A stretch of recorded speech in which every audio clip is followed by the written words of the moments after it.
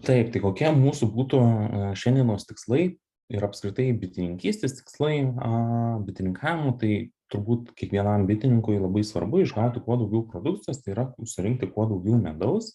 Tai pasižiūrėsim, kaip tai galima padaryti. Taip pat, galbūt ne visiems bitininkam yra šitas aktualu, bet bent jau man asmeniškai, bent jau aš noriu turėti sveikas bites. Tai yra, jog jos nebūtų sirgusios, nebūtų su lygomis, nebūtų silpnos, nusilpusios, nes jeigu mes turėsim sveikas bites, tai taipogi atsirems į tai, jog mes išgausim daugiau produkcijos. Tai reiktų, kuomet mes galvojam, ar ne, apie bitininkavimą, visuomet turėti omeny, jog mes turim turėti sveikas ir stiprias bites. Ir svarbiausiai, jog reikia mėgautis bitinikavimu, nes stresuoti, kas dažnai atsitinka su didelių bitynų savininkais, jog nebelieka to bitininkavimo malonumo, viskas lieka tik mechaniški veiksmai, bet būtent to malonumo nebelieka, kuomet jau mes nebesidomim tuo bitininkavimą, nebebandom eksperimentuoti, tai pabandysim suprasti pagrindinius dėsnius, jo galėtume mėgautis bitininkavimo, paskui lieka eksperimentavimas su bitimis. Ir vėlgi pasikartosiu, jog svarbiausiai, jog mes turime suprasti bites, o ne bitės mus, nes kitaip gerų rezultatų galim ir nesitikėti. Tai pradėkim žiūrėti nuo šeimos, kas tenai yra. Tai avilių gyventojai, tai čia ganėtinai yra viskas suprantama, yra darbininkės, tranai ir bičių motinėliai. Visgi pasižiūrėkim, kokie yra pagrindiniai aspektai ir kas už ką yra atsakinga. Tai esmė yra kokia. Motinėlė dažniausiai įsivaizduojama, ar ne, jog yra pagrindinis šeimos, bičių šeimos lyderis, aplink kurį visas gyvenimas sukasi, tačiau iš tiesų taip nėra. Motinėlė realiai šeimoje yra tik tai kiaušinių dėjimo aparatas. Jinai tik tai deda kiaušinius, jinai neaugina bičių. Nuo motinos nepriklauso nei šeimos stiprumas, nes būtent bitės darbininkės, jos ir maitina motiną, ir augina perus, rūpinasi maistu, tai pagrindė bitės darbininkės yra tos, kurios užaugina populiaciją, rūpinasi avilio tvarka, tranais, motina. Pagrindinis variklis tai yra darbininkės ir dažniausiai sumaišoma, kad pagrindinis variklis yra motina, bet iš tiesų tai yra darbininkės. Jeigu motina yra prarandama, darbininkės be problemų atsistato, pasidaro naują motiną ir toliau tęsiasi visi procesai. Tai galime mes matyti, jog pagrindinis tas variklis, kuras, sakykime, avilio, tai yra bitės darbininkės. Na, o tranai taipogi yra reikalingi, labai reikalingi, jog rūpintųsi naujai išsiritusios motinėlės apsivaisinimu. Ir taip pat jie reikalingi iš evoliucinės perspektyvos tam, kad pasidalintų tos šeimos genom. Ir galim pastebėti, galbūt esat girdėję, kuomet sutranėjo šeimos, tai yra, kuomet nebelieka ilgai motinos, bitės nebeturi iš kur gauti motinėlės, ar nebegali jos užsiauginti. Ir kas atsitinka? Atsitinka toks dalykas, jog bitės darbininkės pradeda dėti kiaušinius. Tačiau, kadangi bitės darbininkės nebūna apsivaisinusios, jos deda neapvaisintus kiaušinėlius, iš kurių išsirita tranai. Ir būtent galim šitą pastebėti gražų evoliucinį efektą, jog bitės bando visais būdais kažkaip savo genus dar perduoti kitoms šeimoms. Tai yra, priaugino tranų, kurie dar galėtų apvaisinti kitų šeimų jaunas motinėlės. Čia galim pastebėti tokį gražų evoliucinį veiksmą, kaip tie tranai matosi, kad yra labai reikalingi šeimose. Ir taipogi tranai, jeigu galvojam apie daugiau pragmatinį dalyką, tai jie irgi užsiema termoreguliacija, kas yra vasaros metu šiek tiek irgi reikalinga nes atlaisvina dalį bičių nuo termoreguliacijos funkcijos aviliuose, tai jie pakeičia dalį bičių būtent jog šildytų lizdą. Taip, čia galbūt atrodo neįtin reikšmingas dalykas, tai yra kiek dienų bitės vystosi, kada yra uždengiami perai, bet pamatysim, jog tai yra labai svarbu, kuomet mes kalbėsim apie parazitus, kurie vystosi bičių aviliuose, gyvena bičių aviliuose ir tai mums tuomet labai pravers. Taipogi šitų datų žinojimas mums labai pravers ir kuomet mes žiūrėsime apie spėtimo suvaldymą, naujų motinų apsivaisinimą, tai mums tiesiog yra kelios datos, kurias reikia įsiminti, tai jog motinėlė vystosi 16 dienų, tai yra nuo kiaušinio iki išsiritimo 16 dienų ir pradeda dėti kiaušinėlius po 14. Tai realiai, na, sakykime, jeigu viską imam, 30 dienų tai yra mėnesis nuo kiaušinio padėjimo iki motinos jau pačios kiaušinių dėjimo. Svarbiausia, mums reikės atsiminti, jog pradeda kiaušinėlius dėti po 14 dienų. Šitas yra aspektas pats svarbiausias.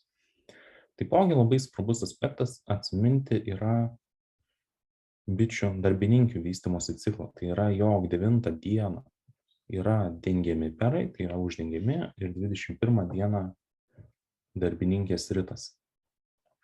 Bei jog tranai ritasi 24 dieną. Šitas kelias dienas įsiminus, pamatysim, jog mums yra ganėtinai paprasta susigalvoti įvairių, sakykime, bitininkavimo strategijų, būtent remiantis šiomis keliomis datomis. Tai jog bitės dengiamos 9 dieną, ritasi 21, tranai ritasi 24, o motina pradeda dėti po 14 dienų po išsiritimo.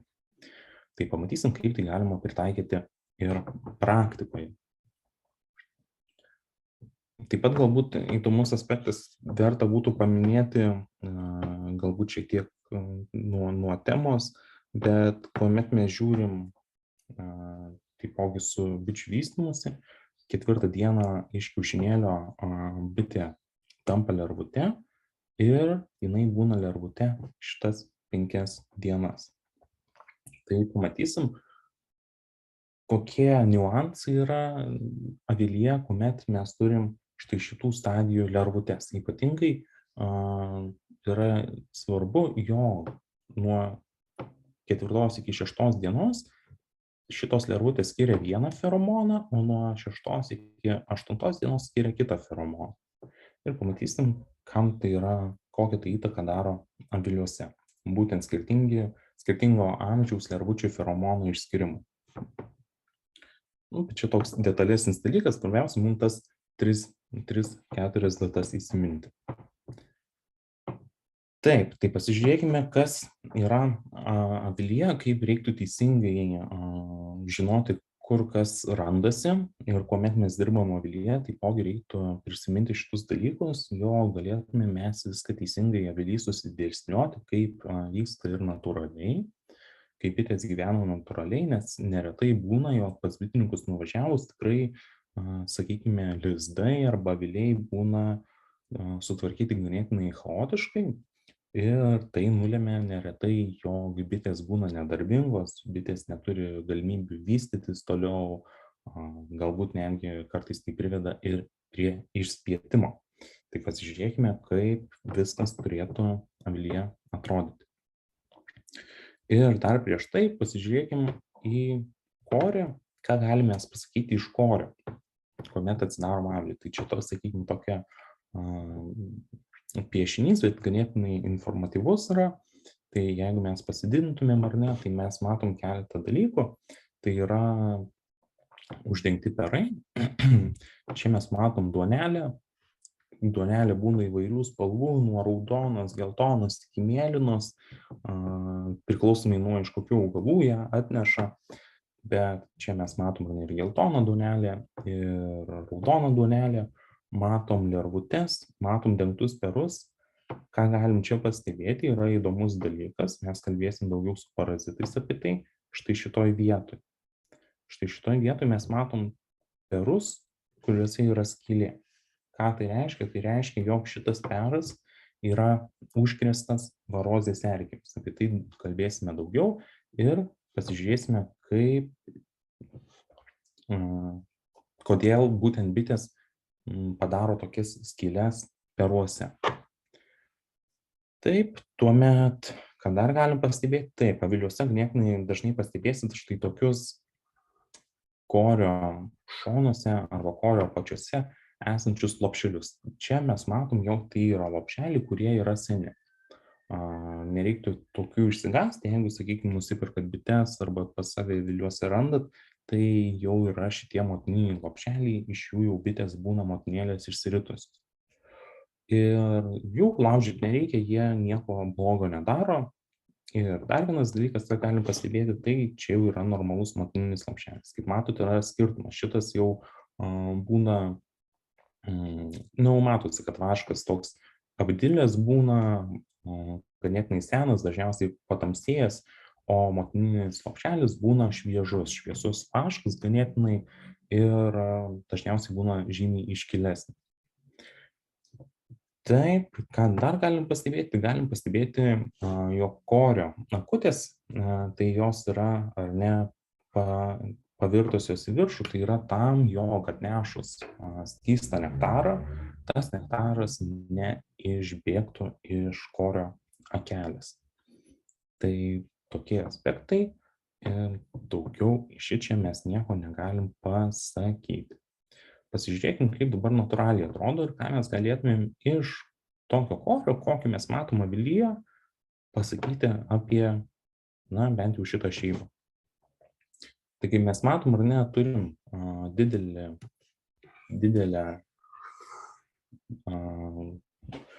didelį plotą dengtų perų ir mes galim pasakyti, jog tai yra jau beveik prieš išsiritimą perai. Kaip mes tai galim pasakyti? Tai mes pasižiūrim arčiau į korį ir ką galim pastebėti? Mes galim pastebėti, jog, sakykime, paimkim šitą bitę, ar ne, gal raudonai, štai šitą bitę ir palyginkim ją su šitą bitę. Kaip matot, spalvų skirtumas yra ženklus. Šita bitė yra žymiai ryškesnių spalvų, šita bitė yra pilka. Tai tokių pilkų bičių reiktų neišsigąsti, viskas su jomis yra tvarkoj, jos yra ką tik išsiritusios bitės. Jos ką tik išsiritusios, kaip ir, sakykime, kiti, sakykime, viščiukai ar ne, būna apsipūkavę, taip pat ir bitės būna apsipūkavusios. Todėl šitas pilkumas praeina per keletą dienų, iki tol šios bitės neįgelia nieko. Jeigu jas paimtumėm ar ne į delną, vartytumėm delną, tai jinai ridentųsi mūsų delne. Ji yra ir tokia vangi, gerai nepaeina, tiesiog ką tik išsiritusi. Tai kuomet mes matom tokį korį, reiktų jo per daug kažkur lauke iš avilio neiškelti, dėl to, kad šitos bitės gali nukristi nuo to korio ir paskui jau jos į avilį nebegrįžta. Tai kuomet mes matom korį, kur yra daug dengtų perų ir vaikšto tokios pilkos bitės, tai galim pasakyti, jog tai yra korys,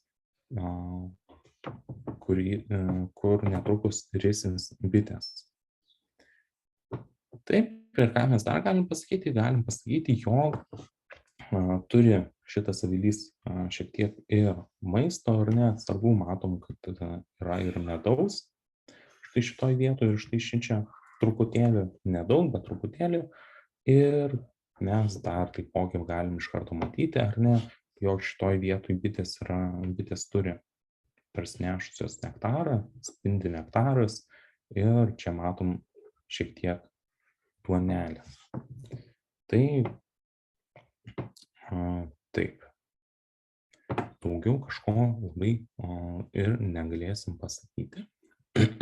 Visgi, jeigu mes matom tokį korį, kalbėsim ir vėliau, reiktų dar pasižiūrėti ir ar bitės turi pakankamai daugiau maisto lizde, nes vien tik tai tiek maisto tikrai bitėms nepakanka. Taip, pasižiūrėkim laka. Laka yra labai svarbus labai svarbi avilio vieta. nes pagrindinė jos funkcija yra gynybinė funkcija ir neretai kyla klausimų, kokia ta laka turi būti, kur jinai turi būti. Tai geriausias dalykas yra, jeigu laka yra avilio apačioje. Tai yra, na, kaip ir standartiškai mes matom, ar ne, aviliuose jinai yra pačioj apačioj. Tai yra natūraliai, bent jau pastebėta, jog bitės labiausiai mėgsta, kuomet laka yra apačioje. Ir koks turėtų būti tos lakos dydis. Tai neretai bitininkai ir kas gamina avilius sumažina štai šitą tarpą tarp korpuso arba tarp lakos viršaus ir apačios. Tai iš tiesų šitas tarpas turėtų būti 16 mm. Kodėl 16 mm? Žiūrint pagal bitės ar ne biologiją, tai mums svarbu, jog kuomet bitė eis pro laką, jog jinai, kadangi mes matom, ar ne, čia, kad jos sparnai yra dar pasikėlę nuo kūno, tam, kad bitė eidama nesusižalotų sparnų, tai yra, jog jie kažkur neužsikabintų, nesuplyštų, mums reikia padaryti 16 mm tarpą. Kuomet turėsime 16 mm tarpą, bitė laisvai pralenda ir tuomet nekyla problemų su greitesniu sparnų susidėvėjimu. Taipogi, kuomet kalbam apie laką, ar ne, koks lakos aukštis, dabar mes išsiaiškinom, o koks turėtų būti lakos plotis. Lakos plotis galbūt priklauso nuo lakos aukščio, tačiau apskritai plotas, tai yra praėjimo plotas, turėtų būti 30 kvadratinių centimetrų. Tai yra optimalus plotas, per kurį bitės gali vasaros metu, sezono metu, darbo metu neužsikemšant vaikščioti. Tai reiškia, jeigu mes turime ne 16 mm, tai laka turėtų būti apie 20 cm pločio vasaros metu. Tai maždaug tiek galim laikyti praplėstą laką, galima truputį, žinoma, daugiau, bet 20 cm turėtų būti minimum pats tas, jog bitės nesikimštų prie lakos vasaros metu. Taipogi, kaip reiktų keisti lakos dydį einant per sezonus. Tai žiemos metu mes laką sumažinam iki tokio dydžio, jog praeitų 1-2 bitės. Kadangi žiemos metu bitės vis tiek į lauką neskrenda, mums yra svarbu, jog niekas kitas į avilį taip pat nepatektų. Tai čia galbūt dar prasideda jau toks lakų susiaurinimas nuo rudens, tai kada mes turim susiaurinti taip laką. Iki tokio dydžio praeitų 1-2 bitės. Tai yra, kuomet mes dar ir kalbėsim, bet kadangi rudenį, kuomet mes siaurinsim lizdus, maitinsim bites, jog neišprovokuoti plėšikavimo, tai yra, jog bitės, kuomet gaus sirupo, jos norės galbūt atsiras noras plėšikauti, tam, kad neišplėštų jokios šeimos, mes būtent ir sumažinam tas lakas. Kuomet sumažinam lakas, bitės gali lengvai apsiginti nuo bičių plėšikių ir tuomet tiesiog mūsų avilio neišplėšia. Tai kuomet mes pradėsim maitinimą, tai galime pradėti iš karto ir susiaurinti lakas. Ir toks susiaurinimas galima jį laikyti per visą žiemą. Nes dar viena funkcija, ką atlieka ne vien tik tai nuo plėšikavimo apsaugo štai toks lakos susiaurinimas, bet taipogi ir nuo pelių. Pelės yra ganėtinai dažnas kenkėjas, kuris pakliūna į avilius, bet dažniausiai pakliūna dėl 2 priežasčių. Tai yra, jog aviliai yra seni, tai yra kažkur prapuvę ir tenai pelės pereina, arba dėl to, jog bitininkai palieka atviras lakas ir pelės taipogi įsiveisia. Taigi vienu ir kitu atveju mums apsimoka prieš maitinant laką susisiaurinti. Na, o pavasarį, kuomet jau bitės pradeda stipriau skraidyti, pradeda apsiskraidinėti, mums reiktų laką jau platinti. Tokių grinai datų neišeina susakyti, nes labai priklauso ir nuo šeimos stiprumo, priklauso ir nuo pavasario.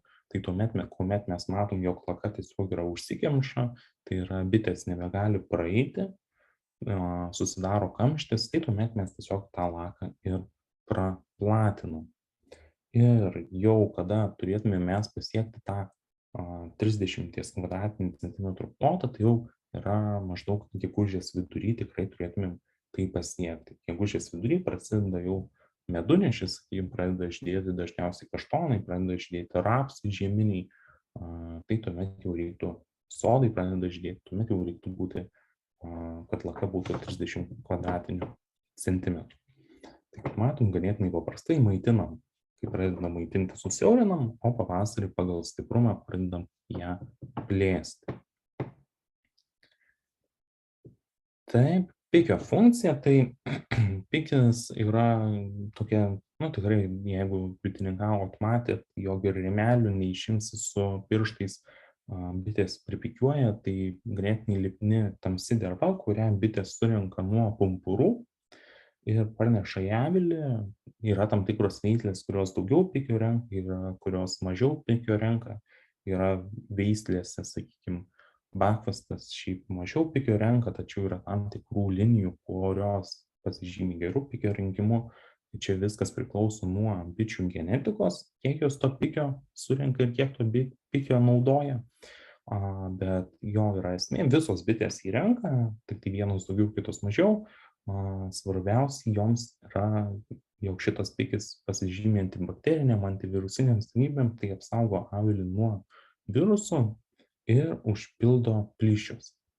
Tai ką galėtumėm pastebėti, jeigu mes sugrįšime prie lakos, neretu atveju dažnai mes galim pastebėti, jog rudenį bitės, jeigu mes patys nesusiaurinam lakos, bitės viską čia užpikiuoja būtent iki tokio dydžio, jog pratilptų 1-2 bitės. Tai natūraliai jos šitą laką susiaurina.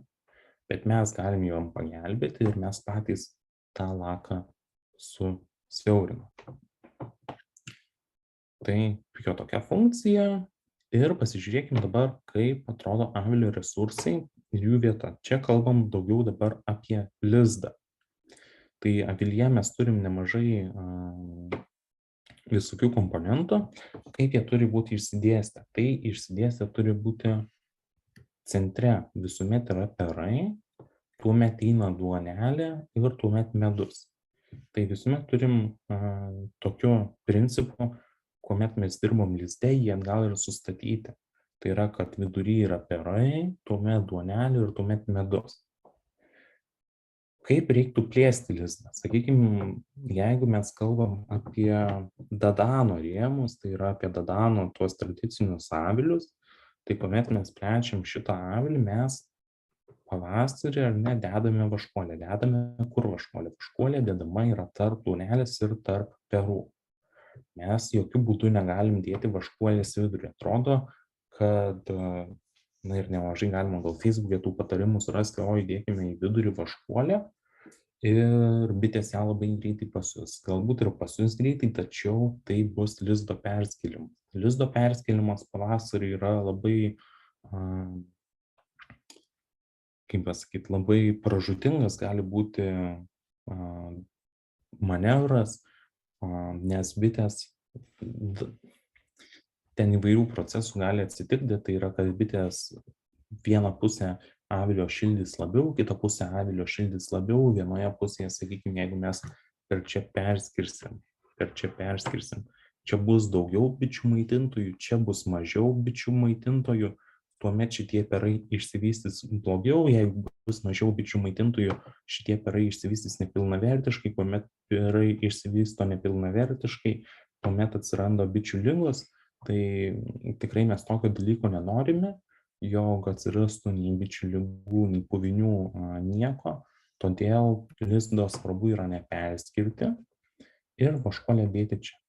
Taipogi, jeigu mes įdedam vaškuolį į vidurį, kas dar atsitinka, kadangi pavasario metu dažniausiai temperatūros labai stipriai šokinėja, diena būna šilta, plus kokie 14, naktį gali nukristi ir iki minuso. Kas atsitinka, kai tokie yra temperatūrų svyravimai? Bitė susiformuoja į kamuolį, grįžta atgal į kamuolį šildyti perų. Jeigu mes būsime perskirę lizdą štai čia, bitės nebegalės normaliai susimesti į kamuolį. Tai yra, dalis bus bičių čia, dalis bus bičių čia. Ir jos efektyviai nebeapšildys perų, nebegalės pasiskirstyti. Todėl tikrai negalima dėti vaškuolės vidurį, dedam čia va tarp duonelės ir tarp perų. Geriausia vieta. Jeigu labai stipri šeima, galim iš abiejų pusių įdėti. Ir taip praplėsti lizdą.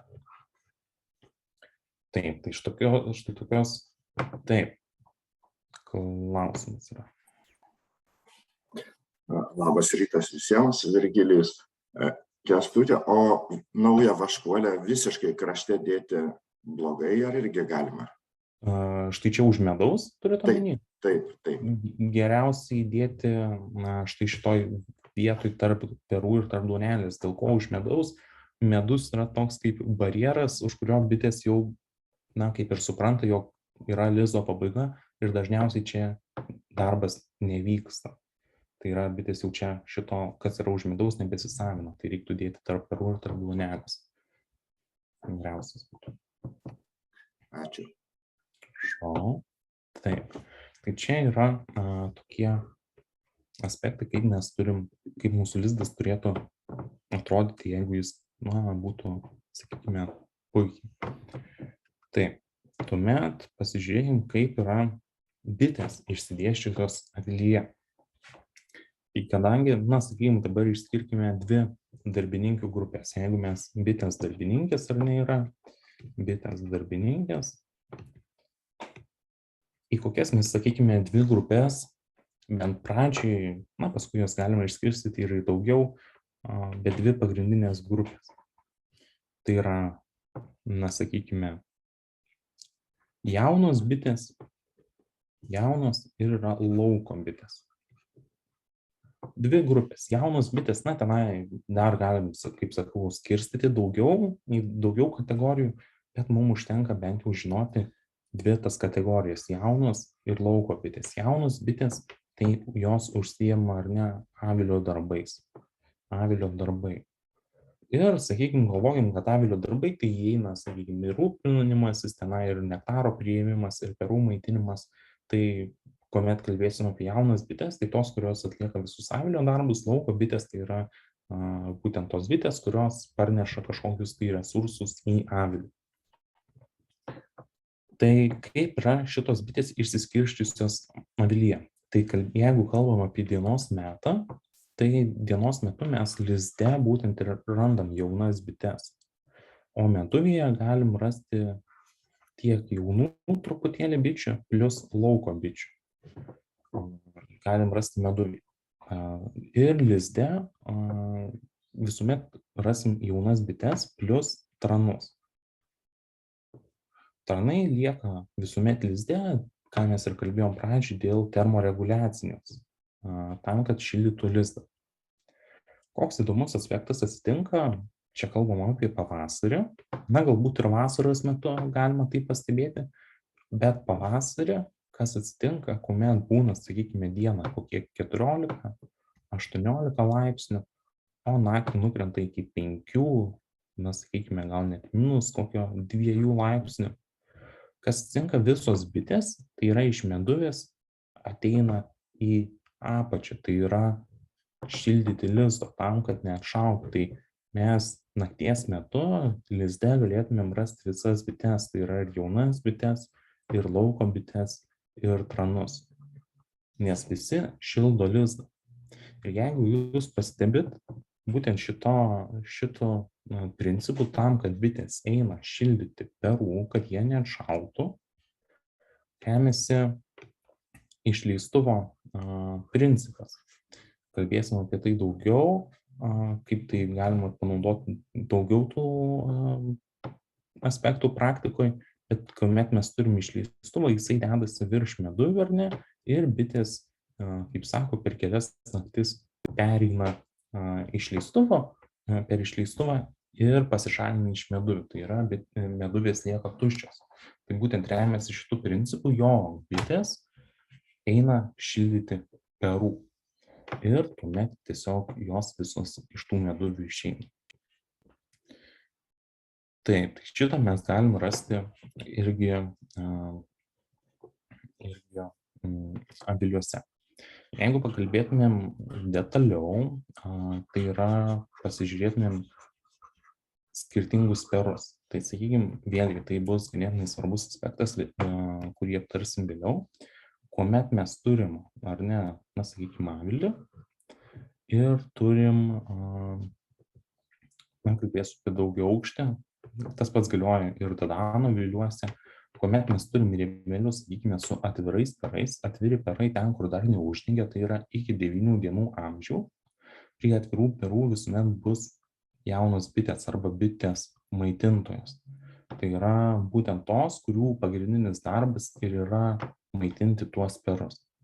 Tai kuomet tie perai yra uždengiami, bičių, prie dengtų perų būna jau mažiau. Aišku, jų būna, bet būna mažiau. Ir kuomet mes, sakykime, kilnojam atvirus perus, bitės seka paskui juos, nes juos reikia maitinti. Tai matysim, kaip šitas dalykas, jog bitės eina paskui atvirus perus, gali mums pasitarnauti bitininkaujant.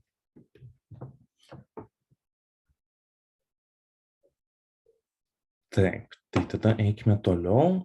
Kokia yra bičių veikla metų cikle? Tai kalbėsim vėlgi apie šitą detaliau, bet tokiam bendram dabar supratimui, kokios yra 3 pagrindinės stadijos. Tai neretai, ar ne, galim skaldyti bitininkystę į pavasarį, vasarą, rudenį, žiemą, tačiau, na, nelabai apsimoka toks išskirstymas, nes jis neatspindi būtent tos biologijos ir procesų, kurie vyksta avilyje. Tai verčiau yra išskirstyti į 3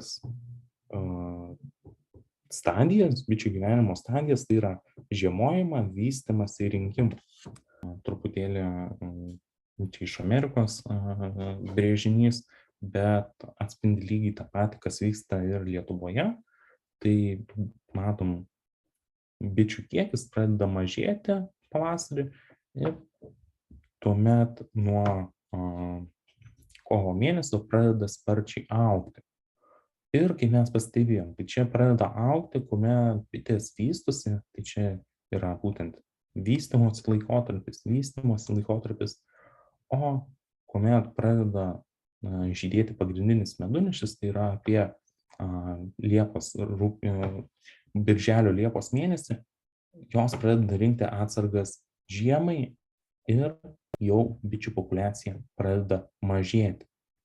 Tai čia vystosi, pasiekia piką ir tuomet pradeda mažėti, nes jos jau būna susinešusios atsargas žiemai. Ir galima tą patį pastebėti su motinos dėjimu. Motinos dėjimas būtent pasiekia piką apie gegužės mėnesį ir kuomet prasideda jau pagrindinis medunešis, pradeda motina vis mažiau dėti ir jinai sumažėja. Dėl ko taip atsitinka? Tai jeigu galvom apie lizdą, ką mes kalbėjom apie lizdo sandarą, sakykime, turime lizdą ir čia anksčiau buvo, ar ne, čia buvo medus, čia buvo duona, čia buvo perai, ar ne, 6 rėmai kokie perų, čia vėl duona, vėl medus. Kas atsitiko pagrindinio medunešio metu? Bitės užpila lizdą. Jeigu kalbam natūraliai, čia ne kaip mes bitininkaujam, bet kaip natūraliai pasitinka. Bitėms užpila lizdą. Kai užpila lizdą visą, tuomet motina nebeturi kur dėti, todėl natūraliai pradeda mažėti ir motinos dėjimas, taipogi ir bičių populiacija. Tai matom, štai taip viskas ir susirikiuoja į tokias 3 stadijas. Tai yra vystymąsi, rinkimą ir žiemojimą.